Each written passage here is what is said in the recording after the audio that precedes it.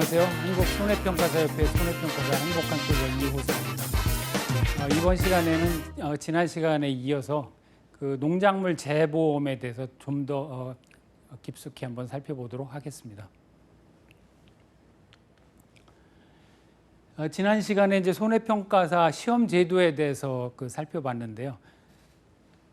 응시 자격 이제 1차는 지금 끝났습니다. 끝났고 2차 시험에 농작물 및 가축재보험의 이론과 실무, 그 다음에 농작물 및 가축재보험 손해평가의 이론과 실무, 이 두 과목을 이제 본다고 그렇게 지난 시간에 말씀을 드렸습니다. 그러면 이제 이번 시간에는 구체적으로 이 1과목과 2과목이 어떻게 구성되어 있고 실제로 시험 문제는 어떤 방식으로 나오는지 예시 문제, 기출 문제를 가지고 한번 살펴보도록 하겠습니다. 이 업무방법서의 구성에 대해서 한번 살펴보도록 하겠습니다. 이 업무방법서라는 것이 앞 1강에서 잠깐 살펴봤습니다만 그 농업정책보험금융원에서 시험 참고용으로 발표를 하고 있습니다. 그런데 원래는 업무방법서는 그 농협손보에서 내부용으로 내부 매뉴얼로 사용하는 그런 자료가 되겠습니다. 그런데 현재 시험 제도가 일천하다 보니까 시중에 교재가 없습니다. 그래서 이것을 1과목, 2과목을 농금원에서 발표를 하고 있고 여기에서 출제가 되고 있습니다. 그래서 1과목의 구성을 보면 크게 품목별 상품의 구성하고 계약 인수 이 두 부분으로 일단 나뉩니다. 품목별 상품의 구성은 이제 주로 약관을 요약한 것이 되겠습니다. 그리고 계약 인수는 보험에 가입할 때 조건이라든지 뭐 이런 것들을 규정한 것이 되겠습니다. 그래서 품목별 상품의 구성을 보면 일단 이제 보험의 목적이 있습니다. 이 보험의 목적이라고 하면 뭘 얘기하냐면 어떤 상품의 대상이 되는 것을 얘기합니다. 예를 들면 벼다 그러면 벼가 이제 보험의 목적이 되겠습니다. 농업용 시설물 하면 농업용 시설물 이것이 이제 보험의 목적이 되겠습니다. 그리고 여기에 이제 보상하는 손해, 보상하지 않는 손해가 규정이 되어 있습니다. 이 약관에 이건 구체적으로 나와 있는데요. 이제 보상하는 손해는 특정 위험이냐, 종합 위험이냐에 따라서 이제 세세하게 나와 있습니다. 특정 위험의 경우에는 예를 들면 태풍, 강풍, 지진, 우박, 집중호우 이것만 보상해 주겠다 이렇게 약관에 나와 있습니다. 또는 종합위험 같으면 자연재해, 조수해, 화재 이 기본적으로 이 세 가지를 보장을 해주는데 자연재해는 이제 7가지, 8가지 또 그 약관에 세세하게 나와 있습니다. 한해, 냉해, 그 다음에 이제 조해 이런 것들이 나와 있습니다. 이때 한해라고 하면 이제 가뭄을 얘기하고 조해라고 하면 바닷물의 영향으로 피해가 발생한 걸 이제 조해라고 이렇게 얘기합니다. 그래서 이제 이런 것들 보상하는 손해, 그 다음에 이제 보상하지 않는 손해로는 예를 들면 이제 병충해는 특정한 품목만 보상을 하기 때문에 병충해는 보상을 안 한다든지 간접적으로 발생한 손해 이런 것들은 보상을 안 한다든지 이렇게 세세하게 규정이 되어 있습니다. 그래서 보상하는 손해, 보상하지 않는 손해 이런 것들을 1과목에 설명을 해놓고 있고요. 그 다음에 이제 보험기간은 이게 농작물의 특성상 품목마다 거의 다릅니다. 예를 들면 마늘은 가을에 심죠. 양파, 마늘은 가을에 심습니다. 그래서 봄에 캡니다. 그러니까 보험기간도 당연히 가을부터 수확기까지 이렇게 결정이 되겠죠. 벼는 봄에 모내기를 해서 가을에 추수하니까 당연히 보험기간은 이제 그렇게 될 것입니다. 과수의 경우는 이제 가을에 가입을 하는 그런 품목이 있습니다. 그런 품목은 이제 다음에 수확하는 이제 과실이 대상이 되기 때문에 이제 그런 식으로 보험 기간이 결정이 됩니다. 그 다음에 이제 보험 가입 금액도 품목마다 세세하게 규정이 되어 있습니다. 통상적으로는 예를 들면 과수 같으면 가입 주수에 따라서 이제 가입 수확량이 결정이 되어 있습니다. 예를 들면 사과 5년생 후지다 그러면 이것은 표준 수확량이라고 해서 그 한 주당 몇 킬로가 수확이 된다 이렇게 결정된 테이블이 있습니다. 그 여기에 이제 가입 주수를 곱하고 그 다음에 이제 가입 가격이 사전에 결정돼 있습니다. 올해 뭐 사과 후지는 뭐 킬로그램당 2,000원이다 이렇게 되면 곱해서 가입 금액을 구한다 이렇게 이제 전부 품목마다 이렇게 정의가 돼 있습니다. 그런 내용들은 품목마다 다르기 때문에 품목마다 나올 수밖에 없겠죠. 그리고 보험료도 그 기본적으로는 영업보험료가 있고요. 그 다음에 뭐 이제 방제 시설이라고 그래서 여러 가지 그 냉해를 방지하는 뭐 이런 그 뭐 미세 살수 장치라든지 새를 막기 위한 방조망, 바람을 막기 위한 뭐 방풍망, 그 다음에 과수 같으면 넘어지니까 이런 이제 지주대 이런 것들이 다 방제 시설에 해당됩니다. 이런 방제 시설을 설치했을 경우에는 보험료를 깎아준다든지 또는 그 손해율에 따라서 보험료를 좀 깎아주거나 더해주거나 하는 이런 그 장치들이 있습니다. 그래서 이런 것들을 품목마다 전부 세세하게 규정을 해놓고 있습니다. 그리고 이제 보험금은 예를 들면 피해가 발생했을 때 보험 가입 금액에다가 피해율, 그 다음에 피해율에서 자기 부담 비율을 빼서 곱해서 구한다. 이제 이런 식으로 보험금도 품목마다 조금씩 다릅니다. 그래서 이런 것들을 규정을 해놓고요. 역시 자기 부담 비율, 자기 부담 비율은 뭐 여러분들이 자동차 보험 가입을 하시면 잘 아시겠습니다만 자기 부담금이라는 게 있죠. 이것을 도입한 취지는 여러 가지가 있습니다. 도덕적 해이를 뭐 막기 위한 그런 장치이기도 하고 또 자기 부담금을 부담을 함으로써 보험료를 좀 낮출 수 있죠. 자기 부담금 높게 하면 보험료를 좀 낮게 내죠. 뭐 이런 제도입니다. 그래서 역시 농작물 재보험에도 자기 부담 비율이 그 품목마다 대충 10%, 15%, 20, 30, 뭐 40% 이렇게 돼 있는 것도 있는데 이런 그 품목마다 자기 부담 비율이 책정이 돼 있습니다. 이런 것들도 설명을 해놓고 있습니다. 그 다음에 이제 미경과 비율이라고 해서 보험 계약을 중도에 해지할 경우에는 이제 환급을 해주게 되는데 그 시점에 따라서 환급하는 비율이 달라지게 됩니다. 이 농작물의 특성상 일정 기간이 흐르면 그 위험도가 감소하겠죠. 그래서 감소하는 정도가 다 다르기 때문에 품목마다 다르기 때문에 이것들을 또 미경과 비율도 세세하게 보험 기간별로 나눠서 규정이 돼 있습니다. 이런 것들을 1과목의 품목별 상품의 구성편에 그 규정이 돼 있고요. 이 부분은 이제 말씀드린 대로 약관의 내용과 크게 다르지 않습니다.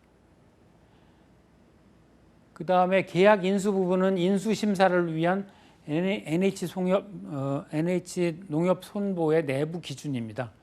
그래서 그 내용을 한번 보면 보험 가입 지역, 그 상품에 따라서 품목에 따라서 보험 가입 지역이 다 나뉘어 있습니다.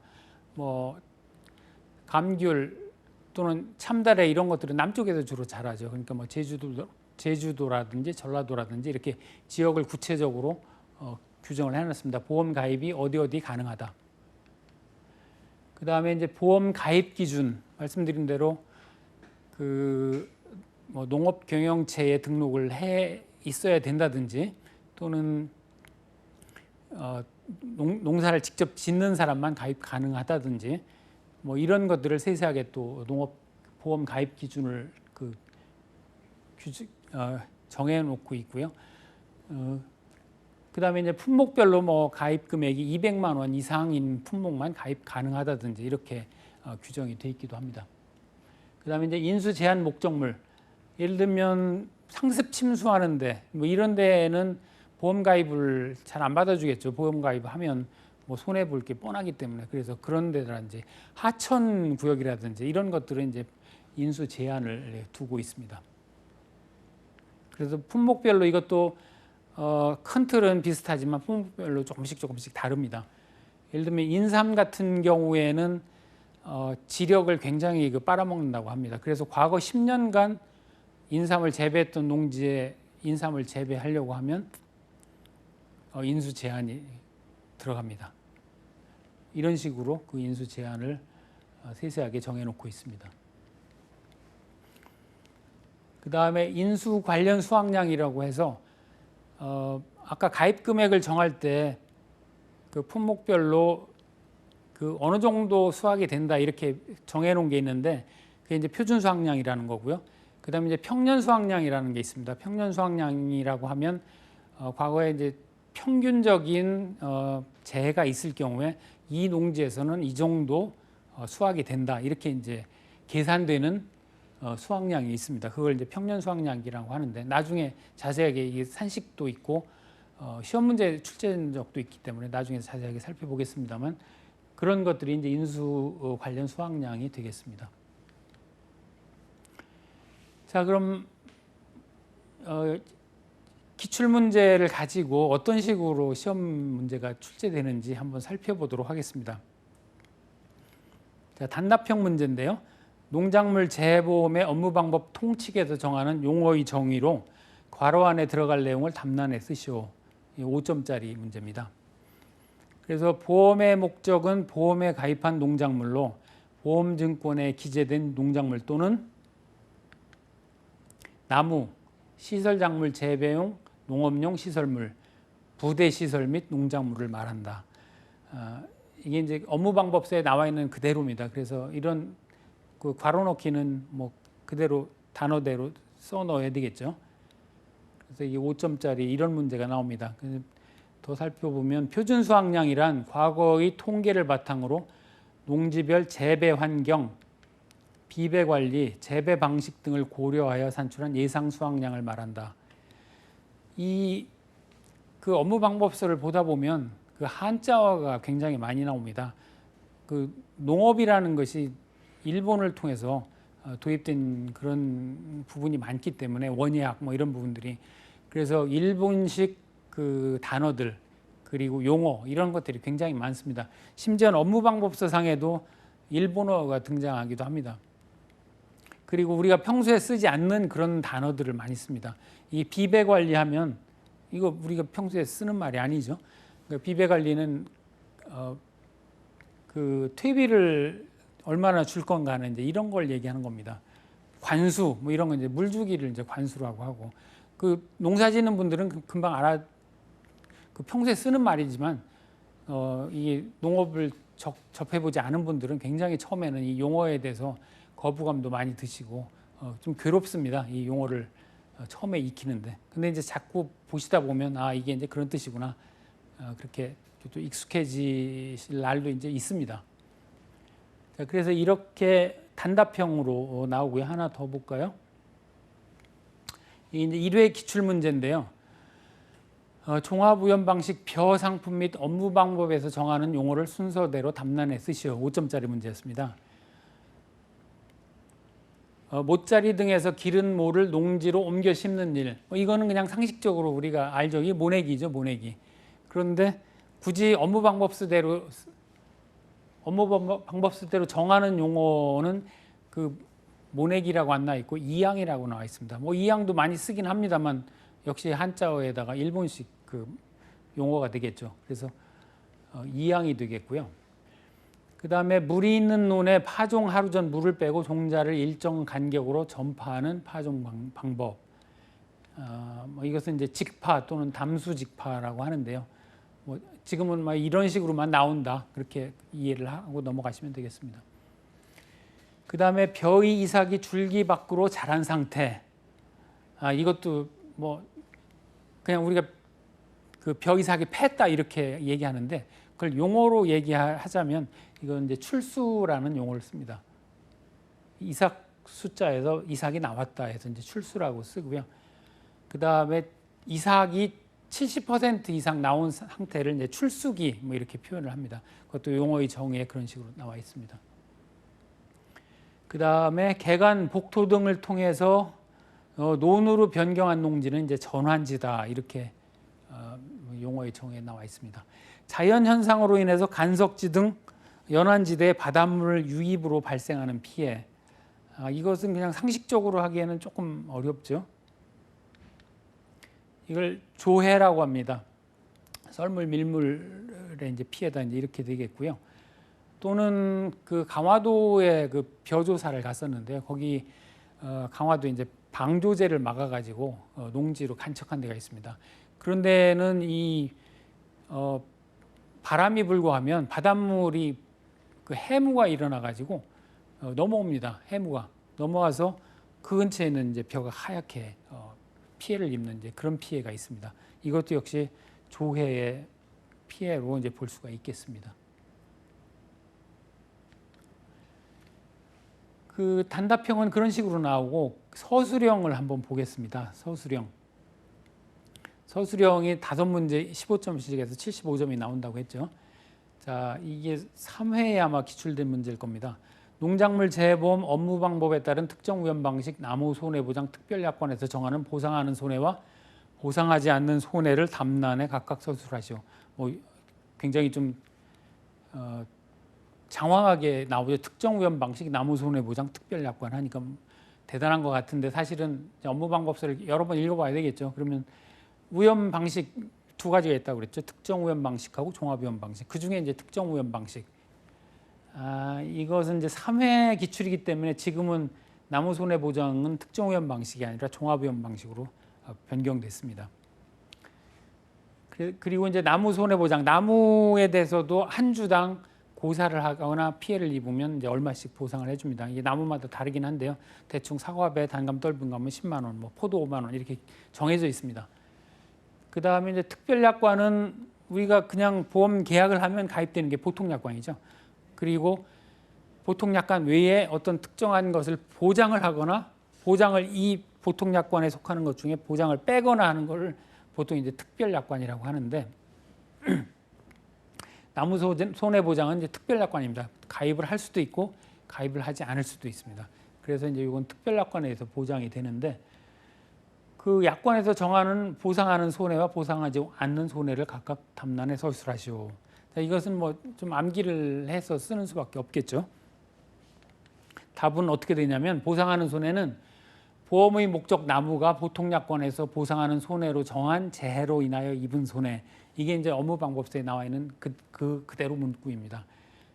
그런데 이걸 뭐 풀어 쓸 수도 있습니다. 보통약관에서 보상하는 손해는 그 자연재해, 조수배, 화재의 종합위험입니다. 그 다음에 보상하지 않는 손해는 나무의 경우에는 이제 4가지가 있습니다.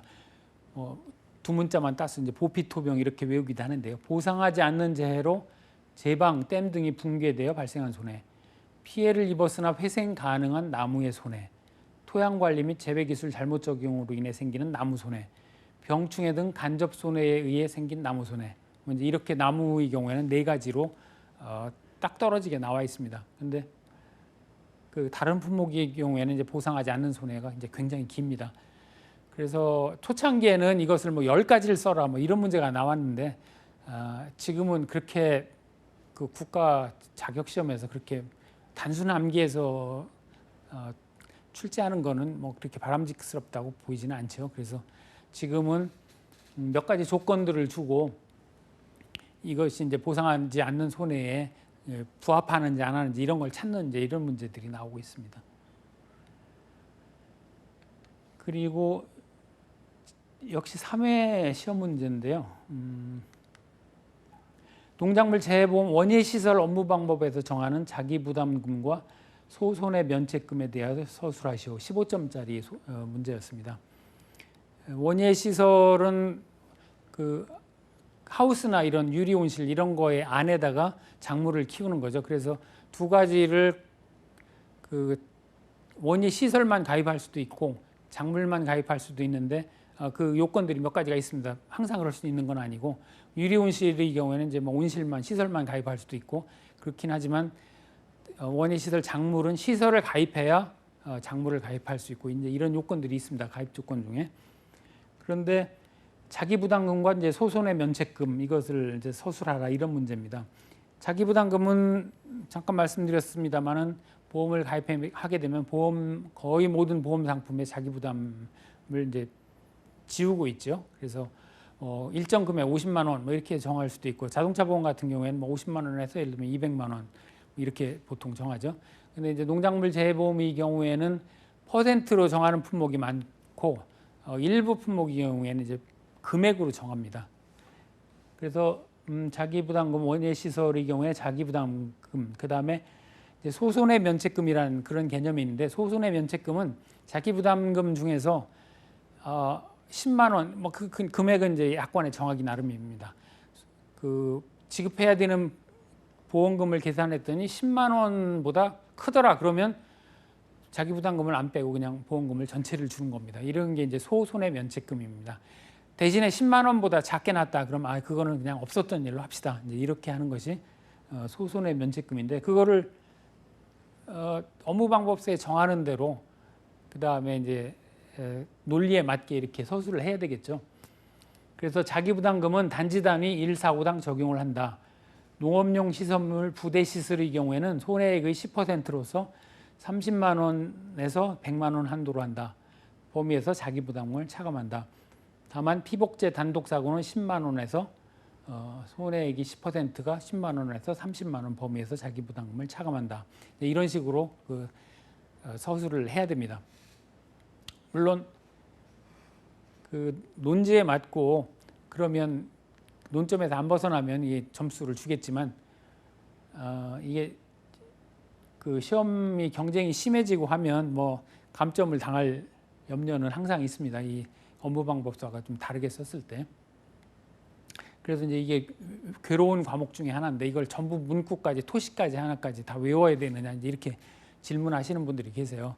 근데 이제 저는 이제 그렇게 답변을 드립니다. 그렇게까지 해서 만약에 이 토시까지 다 맞아야 점수를 주는 시험이라면 그건 좋은 시험은 아닐 것이다, 이렇게 말씀을 드립니다. 소손해 면책금은 업무방법서에 정하는 소손해 면책금은 시설작물이 이 경우에 단지 단위 1사고당 생산비 보장 보험금이 10만 원을 초과하는 경우 손해액 전액을 보상한다. 이제 이런 제도가 되겠습니다. 그래서 이렇게 답안을 쓰시면 만점을 받으시겠습니다. 자, 1과목 문제를 하나 더 볼까요? 자, A씨는 하나의 농지 3포의 아래와 같은 조건으로 특정위험 보장 인삼 상품에 가입하고자 한다. 이때 각 항목별 가입 인수 가능 여부를 판별하고 그 사유를 쓰시오. 단 제시된 조건 이외 사항은 고려하지 않는다. 아까 말씀드렸다시피 인수 제한 사항을 전부 써라 이런 게 아니고, 이런 그 상황을 줬을 때 이게 인수가 가능한지 그것을 판단하는지, 이런 그 물음이 되겠습니다. 그 1번은 인삼 재배 시설을 설치하지 않고 작년 가을에 파종해서 올봄 싹이 나온 인삼을 10월에 가입했다. 이게 가입이 되겠느냐 안 되겠느냐 판단하라, 이런 겁니다.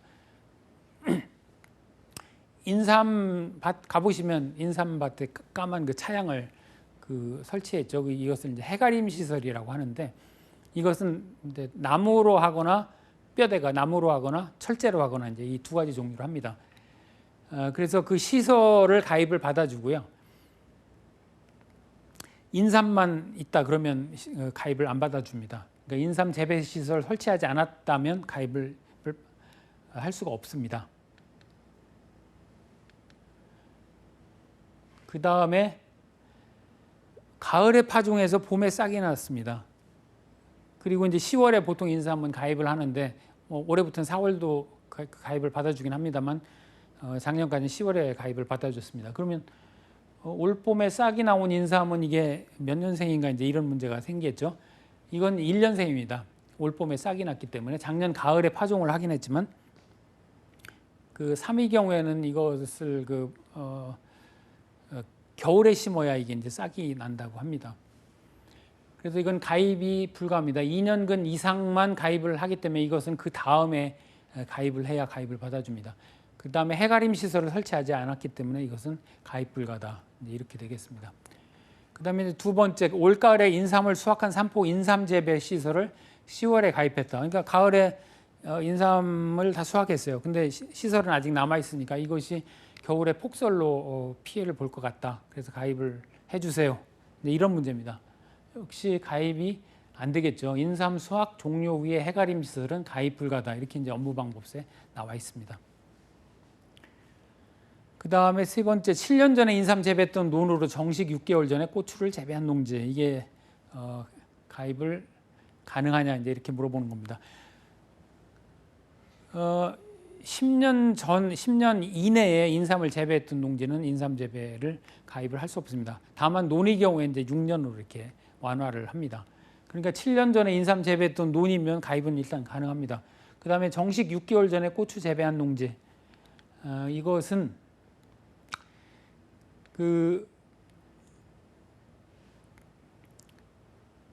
고추의 경우에 인수 제한 사항에 6개월 전에 인삼 재배했던 농지에 고추 심었다. 그럼 그 고추는 인수가 제한됩니다. 이제 이것을 좀 헷갈리기 위해서 이렇게 냈던 거죠. 그러니까 가입 인수가 가능합니다. 그 다음에 봄에 묘삼을 정식한 농지. 묘삼은 1년을 키운 그 어린 삼을 얘기합니다. 이 1년을 키웠기 때문에 1년 동안 키우고 다음에 봄에 가입을 하니까 이것은 봄에 정식을 하니까 이것은 2년근이 됩니다. 이때부터. 그래서 그것은 가입이 가능하겠습니다. 자, 이런 식으로 이제 인수 제한 사항을 뭐 다 쓰시오 해서 이런 식으로 좀 변형돼서 시험 문제가 출제되고 있습니다. 자, 그러면 이번에는 이 과목이 어떻게 구성되어 있는지 한번 살펴보도록 하겠습니다. 손해평가 및 보험금 산정. 사고가 발생했을 때 나가서 이 보험 가액은 얼마고 손해가 얼마가 발생했고 피해율이 얼마고 이런 것들을 이제 그 산정을 하게 됩니다. 그리고 결과적으로 이 가입한 조건으로 했을 때는 자기 부담 비율, 그 다음에 보험 가입 금액 등등으로 했을 때는 보험금이 어느 정도 나올 것이다. 물론 전산으로 계산을 해야 되기 때문에 정확하게는 안 나옵니다만 이론상으로는 하여튼 계산이 가능합니다. 그래서 손해평가사가 알아야 되고 시험에도 이런 문제가 나옵니다. 적용 품목, 사고 접수, 그다음에 이제 조사 종류 및 방법 뭐 이런 것들에 대해서 세세하게 나와 있습니다. 조사 종류는 그 뭐 피해 사실 확인 조사, 뭐 착과 피해 조사, 경작 불능 조사 뭐 이런 이제 그 보험금을 지급하는 단위별로 해서 조사를 하도록 되어 있습니다. 그래서 그런 품목별로 어떠한 조사를 해야 된다 이런 것들이 구체적으로 나와 있습니다. 그 다음에 이제 보험금 산정 방법 말씀드린 대로 뭐 피해율이라든지 그 다음에 자기 부담 비율을 적용해서 어떻게 산정을 한다. 보험금은 어떻게 지급한다. 이제 이런 것들을 구체적으로 규정되어 있는 것이 이제 업무방법서 2과목 손해평가의 이론과 실무가 되겠습니다. 농업재해보험법령에서 손해평가 요령으로 무임을 해놨고요. 손해평가에 관해서는. 그리고 약관상에 구체적인 손해평가는 실무 지침으로 다시 위임을 해놨습니다. 그 위임받은 실무 지침이 업무 방법서가 되겠습니다. 그래서 사실은 이것이 법 규정상으로는 이 보험을 가입할 때 약관의 중요한 내용을 설명하도록 돼 있죠. 그렇지 않으면 해지를 할 수 있고 또 중요한 내용을 설명하지 않았을 경우에는 보험자에게 보험사 회사한테 불리하게 그렇게 작용을 하도록 돼 있습니다. 그런데 이 업무 방법서의 세세한 내용까지 계약자한테 고지했을지는 좀 의문입니다. 그래서 이 논란이 있습니다. 이것이 계약자까지 다 아는 내용이냐 그런 논란이 있습니다만은 현재로서는 이게 업무방법서대로 손해평가사가 손해평가를 하도록 그렇게 하고 있습니다. 자, 예시 문제를 또 풀어보도록 하겠습니다. 사회 기출 문제입니다. 자, 종합위험 수학감소 보장 방식 밭작물 품목에 관한 내용이다. 다음 괄호 안에 알맞은 용어를 순서대로 쓰시오. 나중에 살펴보겠습니다만 보장하는 방법이 이제 몇 가지가 있습니다. 기본적으로는 수확량이 줄어들면 줄어든 거에 대해서 보상을 해줍니다. 재해로 인해서 물론 이제 수확량이 줄어들어야 되겠죠. 반면에 농업 수입 감소 보장은 가격이 떨어져서 풍년이 났음에도 불구하고 가격이 떨어져서 수입이 줄어들었다. 그러면 기준 가격으로 정해놓은 그 수입이 있습니다. 그 수입 대비 자기 부담 비율을 초과해서 그렇게 수입이 들었다. 그러면 그 부분도 보상해 주는 이런 농업 수입 감소 보장도 있고, 생산비 보장 방식이라고 해서 사고가 난 때까지 처음부터 들어간 비용을 구성을 정의해 놓고 그때까지 들어간 비용을 보상해 주는 이런 방식도 있습니다. 이런 것이 이제 생산비 보장 방식이 되겠습니다. 이런 여러 가지 몇 가지가 있는데 이 중에 이제 밭작물은 수확감소 보장 방식이 됩니다. 적용 품목은 1번 마늘, 고구마, 옥수수, 감자, 고랭지, 재배, 가을 감자, 차콩, 양배추 품목으로 한다. 이제 이렇게 했는데 정답은 양파가 되겠습니다. 그런데 이 업무 방법서가 매년 조금씩 바뀝니다. 그러니까 상품이 추가되기도 하고 규정이 조금씩 바뀌기도 합니다. 그래서 이 정답이 사회 기출일 때 양파였지만 또는 뭐 감자, 고랭지, 가을 재배만 있지만 지금 업무 방법서로는 뭐 봄 재배도 있다든가 이렇게 달라집니다. 그래서 이런 부분이 이제 과거의 업무 방법서를 업그레이드해서 새로 공부해야 되는 이제 이런 이유가 되겠습니다. 그 다음에 2번 문제는 어떤 뭐는 마늘 품목에만 해당한다. 그리고 뭐 할 때 뭐가 필요하다고 판단된 농지에 대하여 실시하는 조사로 조사 시기는 뭐 직후로 한다. 이렇게 이제 이것만 봐가지고는 이제 암호 수준인데 답을 제가 미리 적어드렸습니다. 재파종 조사, 그 다음에 이제 피해 사실 확인 조사. 이제 업무 방법서에 나온 내용이기 때문에 금방 뭐 공부하신 분들은 금방 아실 수가 있겠죠. 여기 재파종 조사라고 하면 마늘의 품목에만 이제 한정된 얘기인데 마늘은 마늘 편을 갖다가 심죠. 이걸 이제 파종이라고 합니다. 씨앗 뿌리는 것도 파종이긴 한데 그 다음에 이제 모종을 내는 건 정식이라고 하죠. 그런데 파종을 했는데 어떤 이유에서건 보상하는 자연재해, 뭐 가뭄이라든지 갑자기 추위가 왔다든지 해서 이게 싹이 안 나옵니다. 그러면 다시 일정 수준 이상 그 피해를 봤을 때 다시 심으면 그것을 보상해주는 이런 상품이 있습니다. 이것이 이제 재파종 보험금인데 이 보험금을 지급하려면 재파종 조사를 해야 됩니다. 실제로 싹이 얼마를 심었는데 싹이 얼마밖에 안 나와서 피해가 얼마다 이런 조사를 해야 되기 때문에 그 재파종 조사는 마늘 품목에 대해서만 하고 이건 언제 하느냐면 이제 피해 사실 확인 조사를 나갔을 때 하게 됩니다. 그 사고 조사를 의뢰를 해서 접수를 하게 되면 이제 피해 사실 확인 조사를 나가게 되는데 그때 그 재파종 조사를 하게 됩니다. 이제 그래서 그 부분을 괄호 넣기를 채우는 그런 문제가 되겠습니다. 역시 마찬가지로 무슨 조사는 양배추 품목에만 해당한다. 언제 뭐가 필요하다고 판단된 농지에 대해서 실시하는 조사로 평가반은 피해 농지를 방문하여 보상하는 재해 여부 및 뭐뭐를 조사한다. 이제 이런 겁니다. 역시 양배추의 경우에는 재정식 조사인데 재정식 조사나 재파종 조사나 같은 얘기입니다. 재파종은 아까 말씀드렸다시피 뭘 심을 때 이걸 파종이라고 하고 모종을 심는 건 이제 정식이라고 한다고 했죠. 그래서 재정식 조사 말이 이제 그렇게 바뀌는 거고 그 다음에 이건 이제 피해 면적으로 따집니다. 양배추의 경우에는 마늘의 경우에는 몇 개가 싹이 났나 이걸 가지고 따지게 됩니다. 문제를 하나 더 보겠습니다. 이제 계산 문제인데요. 이것도 사회 기출 문제입니다. 농업수입보장보험 마늘 품목에 한해와 조해가 발생해요. 한해, 조해는 이제 한해는 가뭄입니다. 역시 한자어로서 좀 어렵죠. 조해는 이 바다 피해입니다. 조해가 발생하여 아래와 같이 수확량 조사를 하였다. 이 조해 피해가 발생하는 이유는 이게 마늘의 경우에 밭에다 보통 심는데 이것을 이제 논에 심는 경우, 간척지 같은데 심는 경우도 있는 것 같습니다. 그리고 표본 구간 단위 면적 수확량, 실제 수입, 피해율, 보험가입 금액, 농업수익 감소보험금 계산 과정과 값을 쓰시오. 이렇게 이제 읽기에도 숨찰 정도로 이게 나왔습니다. 그래서 계약상을 보면 남도종, 이게 한지형하고 남도종, 난지형 이렇게 나뉘죠. 마늘의 경우에 남도종이고 가입 면적 그 다음에 자기 부담 비율 얼마고 평년 수확량, 가입 수확량, 기준 가격까지 주어졌습니다.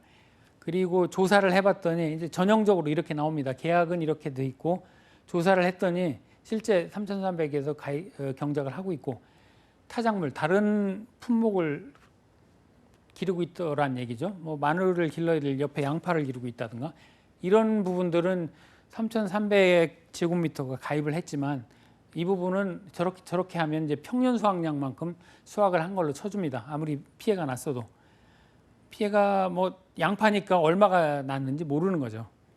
그 다음에 이제 이것을 전부 조사하는 게 아니고 보통 표본 조사를 하게 됩니다. 전부 전체 조사를 하는 것은 몇 품목 없습니다. 인삼의 경우에 전체를 조사할 수 있고 콩의 경우에 이건 뭐 이렇게 전체 기계로 하기 때문에 벼의 경우에도 컴바인으로 이렇게 한 경우에는 전수 조사를 할 수 있습니다. 몇 가지 안 되는데 그래서 이제 표본 조사를 하게 됩니다. 표본 조사를 할 때는 그 보통 면적별로 표본 구간을 몇 개 선정할 수 있고 과수의 경우에는 뭐 100주면 몇 개까지 표본을 몇 주를 선정하고 그다음에 간격은 어느 간격으로 해서 거기서 표본주를 선정한 다음에 그 표본주에 과실을 세든가 표본 구간에 그걸 캐내 가지고 무게가 얼마인지 이런 식으로 조사를 하게 됩니다. 그래서 이제 표본 구간 면적은 10제곱미터를 조사를 했고 수확 불능 면적은 300제곱미터 그 다음에 7구간을 조사하고 그렇게 조사했더니 30kg이 나왔다. 그 다음에 수확기 가격이 2,500원이더라. 그러면 이 계약자의 농업 수입이 얼마나 감소했는지를 계산을 해서 피해율을 계산하고 아까 물어본 이런 것들 수확량, 뭐 피해율, 가입금액, 보험금 이런 것들을 다 계산을 해야 됩니다.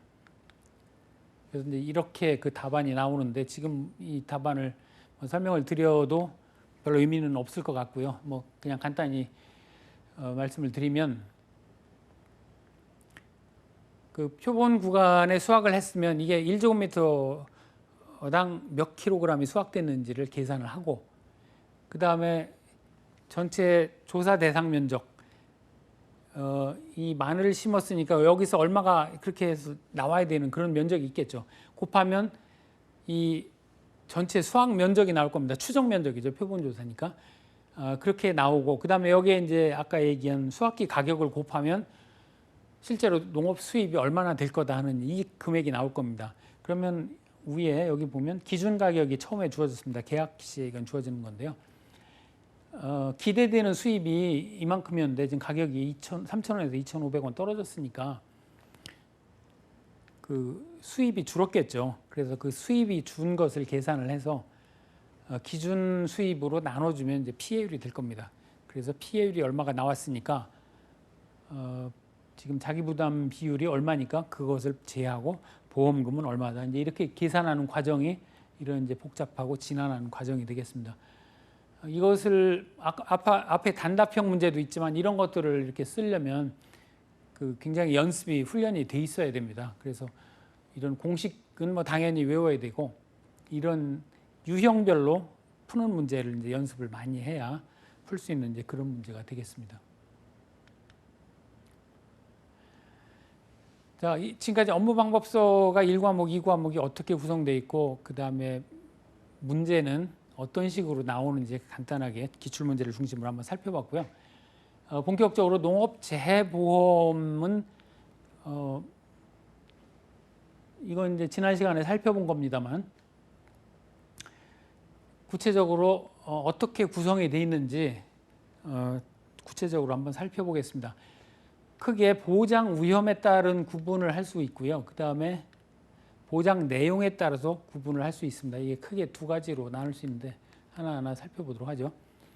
보장 위험은 크게 특정 위험, 종합 위험이 있다고 이제 여러 번 제가 말씀을 드렸고요. 특정 위험도 이 품목에 따라서 조금씩 다릅니다. 그래서 과수사종이라면 앞으로 뭐 그냥 굉장히 많이 들을 그 품목입니다. 사과배, 단감, 떫은감 이게 과수사종인데 과수사종은 특정 위험, 태풍, 강풍, 우박, 집중호우, 화재, 지진, 가을 동상의 폭염 이거에 대해서 보상해 주는데 이것도 이제 보상해 주는 시기가 이렇게 나뉩니다. 이 나중에 과수사종에 가서 구체적으로 말씀을 드리겠습니다만 그 적과라는 게 있습니다. 이게 그 과실 따는 거죠. 속가주기. 그 소가죽이 하는 시점을 기준으로 해서 적과 전에는 종합위험을 보상을 해주고 적과 후에는 이런 특정 위험을 보상해주는 이제 그런 상품입니다. 그래서 하여튼 적과 후에는 특정 위험만 보상해준다. 이런 게 되겠고요. 그다음 인삼의 경우에는 태풍, 강풍, 우박, 집중豪雨, 화재, 폭설, 침수, 냉해, 폭염 요것만 보상을 해줍니다. 다른 뭐 그 봄 동상해, 가을 동상해, 지진 뭐 이런 것들은 이제 보상을 안 해줍니다. 반면에 가축, 뭐 소돼지, 말, 가금, 기타 가축, 축사는 풍수, 설해, 지진, 그다음에 폭염, 질병, 화재, 부상, 불임, 도난 뭐 이런 것까지 이제 보상을 해줍니다. 조금 다 위에 거하고 조금씩 다르지요. 이제 그 품목마다 조금씩 특성이 다르기 때문에 그 보장 위험도 조금씩 다르게 됩니다. 그리고 이 이외의 것들은 이제 종합위험 말씀드린 대로 자연재해, 조수해, 화재 그리고 일부 품목의 경우에는 이제 병충해까지 해서 종합적으로 보상을 해주게 됩니다. 여기에는 대부분의 품목이 다 포함됩니다. 과수, 포도, 복숭아, 자두, 밤대추 뭐 쭉 있습니다. 오미자, 복분자, 무화과. 그다음에 논작물, 밭작물, 벼, 고추, 양파, 마늘, 감자 뭐 또 있습니다. 그다음에 이제 시설, 원예 시설 작물, 비가림, 해가림, 버섯, 원예 시설. 비가림은 이 포도, 대추, 그다음에 참다래 이 세 가지는 뭐 보신 분들 보셨겠지만 이게 비닐을 위에다 씌워가지고 비가림으로 재배를 합니다. 그럴 경우에 이제 비가림 시설에 대해서 보상을 해줍니다. 자, 여기 이제 보장 위험에 따른 구분인데 조금 더 보면은요. 과수, 사종, 복분자, 무화과는 조금 좀 독특합니다. 적과를 기준으로 해서 적과나 과수, 사종은 적과라고 하고 이제 복분자, 무화과는 수정, 수확을 기준으로 합니다. 그래서 그 전에는 종합 위험을 보장을 해주고 그 후에는 이제 특정 위험을 보장해주는 그런 상품이 되겠습니다. 그리고 잠깐 살펴본 그 가격 하락도 이제 위험의 일종이겠죠. 그래서 가격 하락 위험을 보장해주는 농업수익 감소 보장 상품의 경우에는 포도, 콩, 양파, 마늘, 고구마, 가을 감자, 양배추 이제 이건 한정적인데 이거는 종합 위험에다가 가격 하락까지 같이 보장을 해줍니다. 자, 이게 이제 보장 위험에 따른 구분이 되겠습니다. 그러면 이제 보장 내용에 따라서도 조금씩 다른데요. 보장 내용은 크게 과실 손해, 수확량 감소, 농업 수입 감소, 생산비, 나무 손해. 그리고 어떤 특정 품목에 대해서 이제 시설 가축, 경작 불능, 뭐 이제 재파종 재정기, 재해양 재직파. 이건 조금 이따 다시 살펴보도록 하고요. 이런 식으로 나뉩니다. 그래서 보장 내용이 과실 손해라고 하면 과수, 사종, 오디, 복분자. 이건 이제 과실 손해라고 이렇게 부르는데 과실 손해나 수확량 감소나 결국은 그 감소한 거에 대해서 보상을 해주는 겁니다. 다만 이렇게 구분하는 이유 중에 하나는 약관을 같이 쓰느냐, 어떤 약관을 쓰느냐에 따라서 구분을 합니다. 과수, 사종이 한 약관을 쓰고요. 오디, 복분자가 또 하나의 약관을 씁니다. 그 다음에 이제 과수, 수확량 감소, 과수 부분이 또 포괄적으로 하나의 약관을 쓰고 벼, 독립약관 이런 식으로 돼 있습니다. 그 밭작물의 대부분의 밭작물은 이제 수확량 감소가 되겠습니다. 과수 가운데 이제 오디 복분자는 수확량 감소 대신에 과실 손해라고 이제 그렇게 합니다. 그리고 농업 수입 감소는 가격 하락이 기본적으로 보장 위험이 된다 그랬죠. 그래서 가격 하락에 따라서 농업 수입이 감소하는 경우에 이제 보장해주는 그런 그 상품이 되겠습니다. 여기에는 딱 지금은 현재는 몇 가지로 제한되어 있습니다. 포도, 과수의 경우에 이제 포도가 있고요. 그다음에 콩, 양파, 마늘, 고구마, 가을 감자, 양배추 이 품목만 지금 농업 수입 감소 보장 상품으로 판매가 되고 있습니다. 그다음에 중요한 것이 이제 생산비 보장 방식입니다. 생산비 보장 방식은 그 투입된 생산비를 따져가지고 사고 난 시점까지 얼마나 경과했는지 그 경과 비율을 따져서 보상해주는 그런 상품이 되겠습니다. 그러니까 단순하게 과실이나 수확량이 얼마나 줄었는지가 아니고 사고가 언제 났는지가 중요한 이제 그런 상품이 되겠습니다. 그래서 고추 같은 경우에 그 뭐 탄저병이나 이런 것들이 오게 되죠. 그러면 그때 이제 신고를 하게 되면 언제 정식을 했는지, 정식한 때부터 얼마나 흘렀는지, 수확은 언제 할 건지, 그럼 이제 비율이 나오겠죠. 사고가 난 시점까지 비율이 나올 겁니다. 그 비율까지 따져서 전체 생산비는 이제 보장 생산비는 사전에 계약을 해서 계약으로 정해져 있습니다. 그래서 그걸 따져가지고 지급하는 그런 그 상품이 되겠습니다. 여기에는 브로콜리, 메밀, 배추, 무, 단호박, 파, 당근 이런 품목들이 생산비 보장 방식이 되겠고요. 대표적으로 이제 버섯과 원예시설 작물은 생산비 보장 방식이 됩니다. 그리고 나무 손해 뭐 특약이라고 말씀을 드렸습니다. 그 과수사종, 그다음에 나무도 모든 나무가 다 되는 건 아니고요. 과수사종, 포도복숭아 자두, 이제 포복자라고 보통 하는데 그 포도복숭아 자두, 그다음에 유자, 무화과, 감귤, 참다래, 매실 이런 그 과수의 경우에는 과수별로 가입 금액이 정해져 있습니다. 10만 원에서 이제 어떤 건 3만 원까지 정해져 있는데 사전에 정해진 그런 가입 금액으로 보상하는 재해가 발생해서 손해가 발생했을 때 기본적으로 이제 고사입니다. 나무가 죽었을 때 피해율을 계산해서 보상을 해주게 됩니다.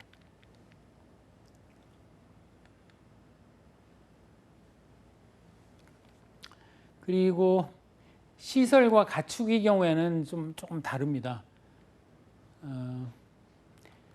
시설에는 비가림, 해가림, 버섯 재배 시설, 원예 시설, 축사가 있고요. 그 다음에 가축이 있습니다. 이것은 농작물 기본적인 앞에서 살펴본 그런 농작물하고는 조금 패턴이 다릅니다.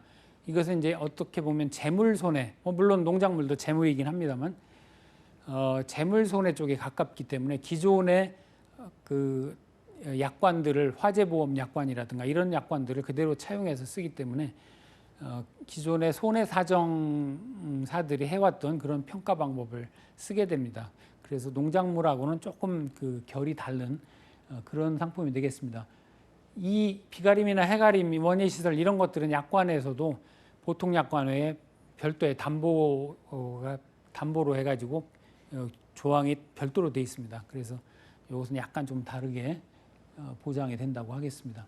그 이외에도 이제 그 경작불능하고 재파종, 재정식 앞에서 잠깐 봤습니다만, 그다음에 재이양, 재직파 이런 보장을 해주는 품목이 있습니다. 그러니까 재파종, 재정식, 재이양 다 같은 얘기입니다. 파종을 했거나 정식 모종을 새로 심었거나 이양, 그러니까 모내기를 했는데 이것이 어떤 이유, 보상하는 재해로 인해서 피해가 발생했습니다. 뭐 요건 몇 가지 다 있습니다. 나중에 각 품목별로 자세히 살펴볼 텐데요. 그런 요건을 충족해서 그런 피해가 나면 다시 이것을 파종을 하거나 정식을 하거나 이양을 다시 할 수가 있습니다.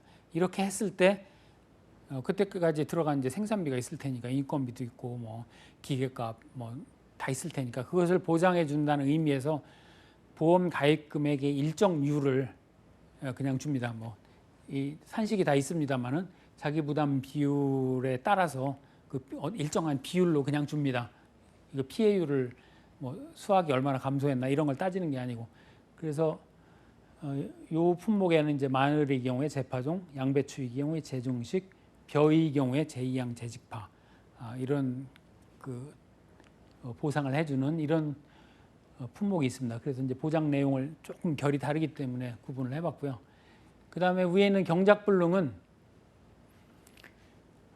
수확까지 가기 전에 도저히 이것은 수확을 할 수가 없다. 그래서 경작을 포기하는 경우에 지급을 하게 됩니다. 이것도 역시 벼, 밭작물, 이제 복분자의 과수의 경우에는 유일하게 복분자가 해당되는데요. 이것은 그 자기 부담 비율에 비례해서 일정 비율을 그냥 줍니다. 이 경작불능이 생긴 이유는 빨리 피해가 나서 더 이상 이 경작이 안 된다 그러면 그건 갈아엎고 다른 작물을 하거나 이제 시기에 따라서 다른 작물을 심을 수 있으니까 그렇게 하라는 의미에서 그때까지 이제 생산비의 일정 부분을 보상을 해주는 이제 이런 그 성격이겠습니다. 그래서 경작불능은 이제 그런 성격으로 보시면 되겠습니다. 그리고 마지막으로 이제 벼의 경우에 이양, 직파불능, 수확불능. 벼는 굉장히 중요하기 때문에 가물어 가지고 7월 달까지 이것을 모내기를 할 수가 없다. 그럼 이제 보험을 가입했는데 그러면 어떡할 거냐? 이거 뭐 수확은 당연히 안 되는 거죠. 그렇다고 모내기도 못 했는데 뭐 그러면 보험금을 다 줄 거냐? 그건 또 불합리하겠죠. 그래서 이제 만든 상품이 이양, 직파불능 이런 이제 상품입니다. 그래서 이건 뭐 기간을 정해서 7월 말까지 어떤 이유에서건 보상하는 재해에 의해서 재해 때문에 이양이나 직파를 못했다, 모내기를 못했다 그러면 그때까지 일정 비율을 보상을 해주게 됩니다. 이것이 이제 이양, 직파불능이 되겠습니다.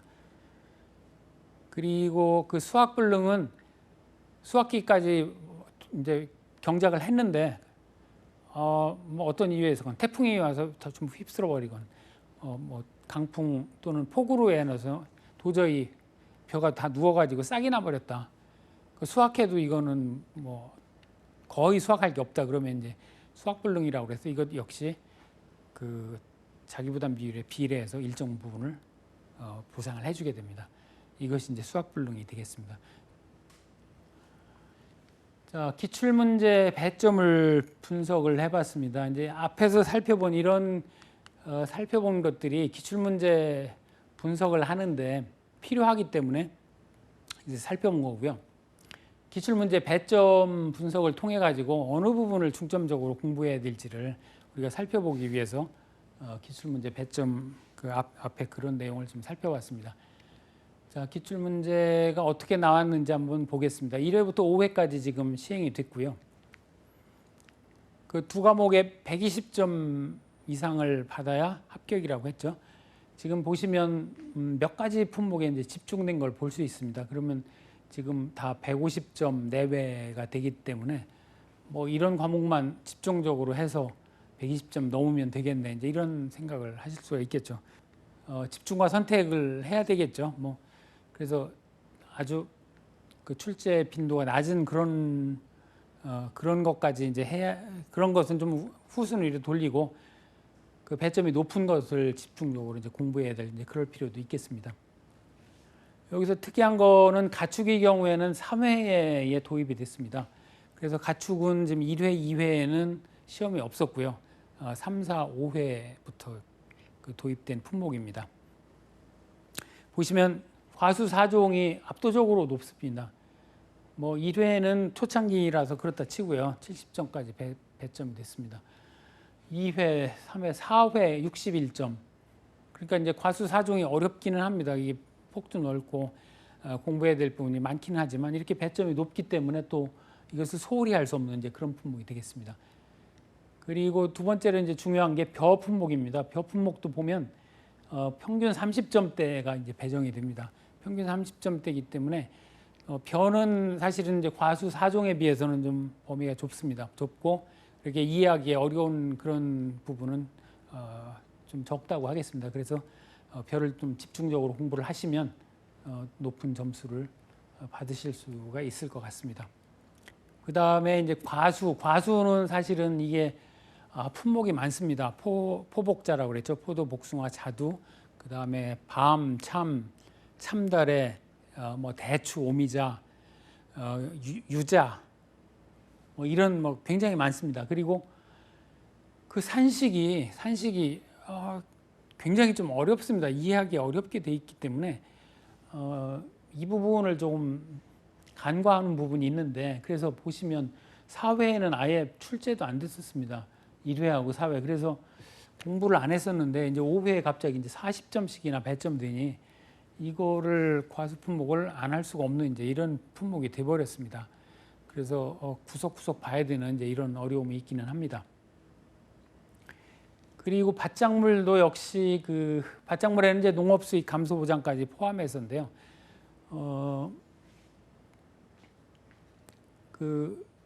지금 보시면 2회하고 4회에 한 30, 40점씩 배점이 됐고 3회, 5회에는 이제 15점이 배점됐습니다. 그래서 이 밭작물도 사실은 굉장히 좀 범위가 넓습니다. 뭐 양파, 마늘부터 해가지고 그 감자도 세 가지 종류가 있습니다. 고랭지, 뭐 그 가을 감자, 봄 감자 이렇게 있고 최근에 또 그 추가된 것들도 있고 그래서 밭작물도 사실은 좀 굉장히 공부하기가 좀 범위가 넓은 건데 그렇게 어렵지는 않습니다. 이 한 가지 품목만 하면 다른 품목들은 다 유사하기 때문에 크게 어렵지는 않은데 이제 그 품목이 많으니까 좀 그 어려워하시는 분들이 있기는 합니다. 그리고 이제 고추 생산비 보장 방식의 경우에 한번 출제가 된 적이 있습니다. 자, 그렇게 해서 5회까지 이제 이렇게 합하면 지금 150점 내외가 되기 때문에 이 부분을 그 집중적으로 집중과 선택을 해서 공부를 하시면 여러분들이 충분히 그 손해평가사 2차 시험 합격하시는데 그 어려움은 없으시리라고 봅니다.